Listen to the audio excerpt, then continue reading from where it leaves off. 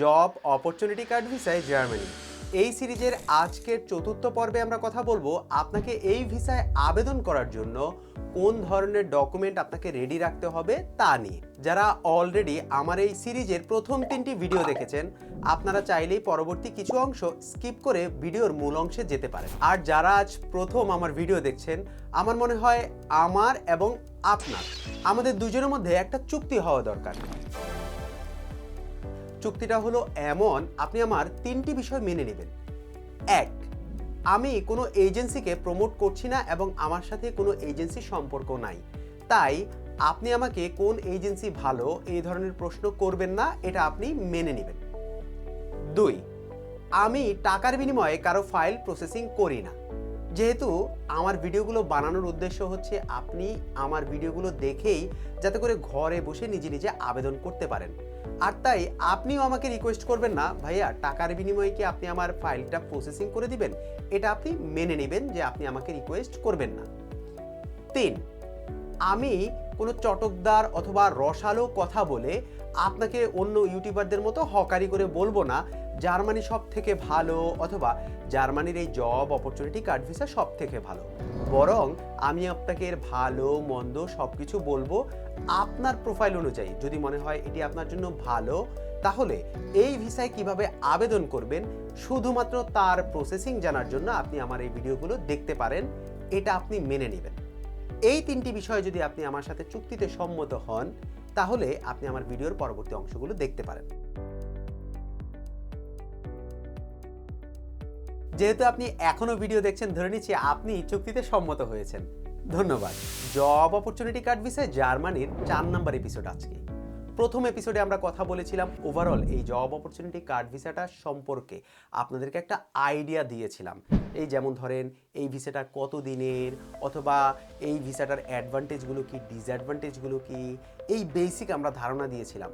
তারপর এপিসোড 2তে আমরা কথা বলেছিলাম এটা কারা কারা এলিজিবল, ইন ডিটেলে আলোচনা করেছিলাম কেমন করে শুধুমাত্র বাংলাদেশের একটা রিকগনাইজড ইউনিভার্সিটিতে যদি আপনার ব্যাচেলার ডিগ্রি থাকে তাহলে আইএলটিএস অথবা জার্মান ল্যাঙ্গুয়েজ ছাড়াই আপনি সরাসরি এলিজিবল হবেন, অথবা যদি রিকগনাইজড ইউনিভার্সিটি না হয় অথবা আপনার যদি ব্যাচেলার ডিগ্রি না থাকে তারপরেও কেমন করে আপনি 6 পয়েন্ট পেয়ে আপনি স্কিলড ওয়ার্কার হিসেবে গণ্য হবেন, সেগুলো নিয়ে আমরা আলোচনা করেছিলাম। তারপর এপিসোড 3তে আমরা আলোচনা করেছিলাম আপনি যে ইউনিভার্সিটিতে পড়াশোনা করেন সেটা কি আদৌ জার্মানিতে রিকগনাইজড কিনা, সেটা আনাবিল লিস্ট থেকে কেমন করে চেক করবেন, সেগুলো নিয়ে আমরা বিস্তারিত আলোচনা করেছিলাম।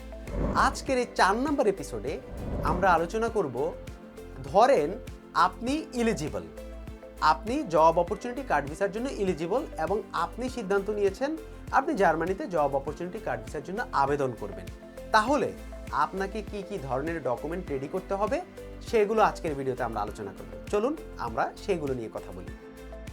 এপিসোড 6-এ আমরা দেখাবো কিভাবে আপনি অ্যাপ্লাই থ্রু পোর্টালের মাধ্যমে আপনি আপনার ডকুমেন্টগুলো সাবমিট করবেন, ভিসার জন্য অ্যাপ্লাই করবেন। এই যে ভিসার জন্য অ্যাপ্লাই করবেন সেখানে কিন্তু আপনাকে প্রত্যেকটা ডকুমেন্ট সাজাতে হবে একটা নির্দিষ্ট অর্ডার মেনে। সবার আগে পাসপোর্ট দিতে হবে, তারপর একটা ডকুমেন্ট, তারপর একটা ডকুমেন্ট, এভাবে সাজিয়ে আপনাকে ডকুমেন্টটা পিডিএফ করে তারপর সেখানে আপলোড করতে হবে। সো আমরা আজকে যেহেতু চেকলিস্ট নিয়ে কথা বলবো কী কী আপনি ডকুমেন্ট অর্গানাইজ করতে হবে, আপনাকে রাখতে হবে, আমরা সেই অর্ডারলি বলবো। যখন বলবো 1 নাম্বার বুঝে নেবেন এটা সবার আগে দিতে হবে, 2 নাম্বার তারপর, 3 নাম্বার তারপর, 4 নাম্বার তারপর, এইভাবে করে আপনি ডকুমেন্টগুলো গুছাবেন। 1, আপনার ভ্যালিড পাসপোর্টটা যেটা গত 10 বছরের মধ্যেই ইস্যু করা হয়েছে এবং অন্তত 2টি পাতা এটির খালি আছে, এটি আপনাকে সবার উপরে দিতে হবে। 2, একটা পাসপোর্ট ফটো যেটা বায়োমেট্রিক স্পেসিফিকেশন সেটা ফলো করে এবং এই ছবিটা আপনি যে তুলেছেন সেটা 6 মাসের বেশি পুরনো হতে পারবে না। এবারে আপনার প্রশ্ন আসতে পারে ভাইয়া বায়োমেট্রিক স্পেসিফিকেশন বলতে কি বোঝায়? আপনি গুগলে যেয়ে যখন বায়োমেট্রিক স্পেসিফিকেশন নিয়ে সার্চ দিবেন তাহলে দেখবেন আপনি এটা সম্পর্কে একটা ধারণা পাবেন, এবং আপনি যখন স্টুডিওতে যাবেন আপনি তাদেরকে বলবেন যে আমি জার্মান ভিসার জন্য অ্যাপ্লাই করব, আমার যে বায়োমেট্রিক স্পেসিফিকেশনের আমার ফটোটা লাগবে, তখন তারা আপনাকে ওই স্পেসিফিকেশনের ছবিটা দিবে, এইটার আপনার 1 কপি লাগবে। 3, অ্যাপ্লিকেশন ফর্ম এবং ডিক্লারেশন অফ কনসেন্ট, এই দুইটা আপনাকে রেডি রাখতে হবে। অ্যাপ্লিকেশন ফর্মটা হচ্ছে ধরেন আপনি ভিসার জন্য আবেদন করবেন, এই আবেদন করার জন্য যে ফর্মটা ফিল আপ করবেন সেটা কেমন করে ফিল আপ করবেন, যদিও আমার এপিসোড সিরিজে নাই, কারণগুলো সব পার্সোনাল ডাটা ইনফরমেশন চায়।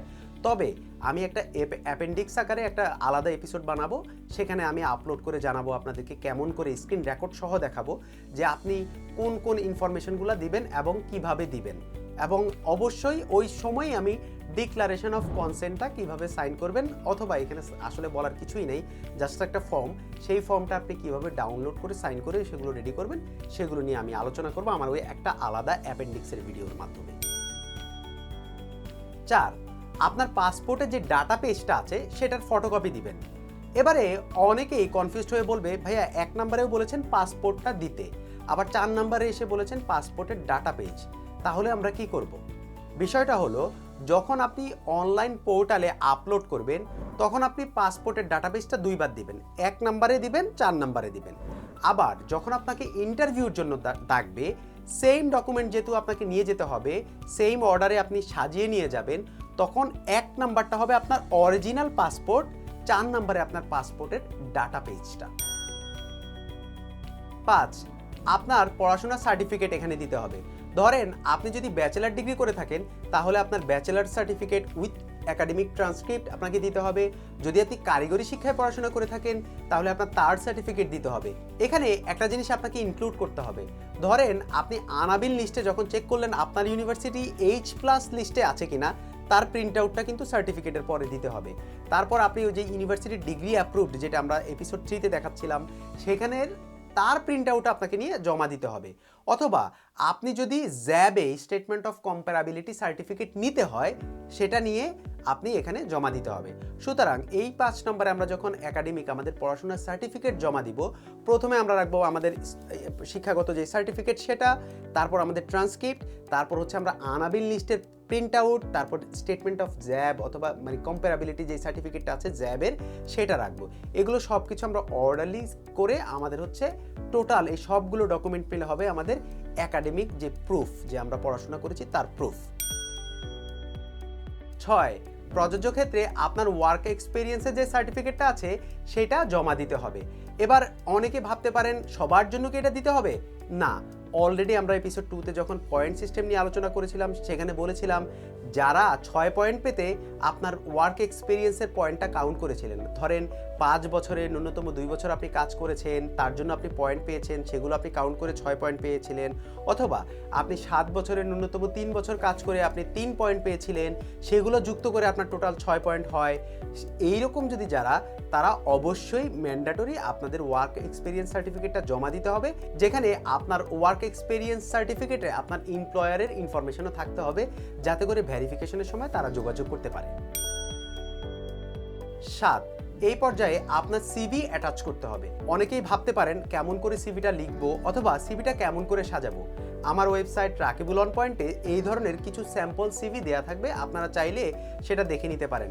অথবা আমি চেষ্টা করব নতুন আরেকটি এপিসোডে কিভাবে সিভি লিখতে হয় জব অপরচুনিটি কার্ড ভিসার জন্য, সেটা আমি কিছু এক্সাম্পল সহ স্ক্রিন রেকর্ড করে আপনাদেরকে দেখানোর চেষ্টা করব। সাবস্ক্রাইব করে সাথেই থাকুন। 8, proof of your financial means অথবা ব্লকড অ্যাকাউন্টে যে আপনি টাকা রাখবেন সেইটার প্রুফ আপনি দেখানো। এবারে অনেকে কনফিউশন থাকতে পারে যে টাকাটা কি আমি প্রথমেই রাখবো যখন আমি অনলাইনের থ্রুতে অ্যাপ্লাই করব? উত্তর হলো না, আপনি শুধুমাত্র তখন ব্লকড অ্যাকাউন্ট ওপেন করবেন আইদার ফিনটিবা অথবা কোরাকল অথবা এক্সপেট্রিওর মাধ্যমে।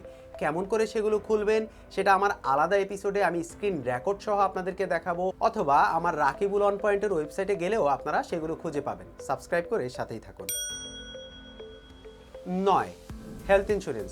অনেকেই ভাবতে পারেন আমি কি বাংলাদেশের কোনো একটা হেলথ ইন্স্যুরেন্স করলে হবে?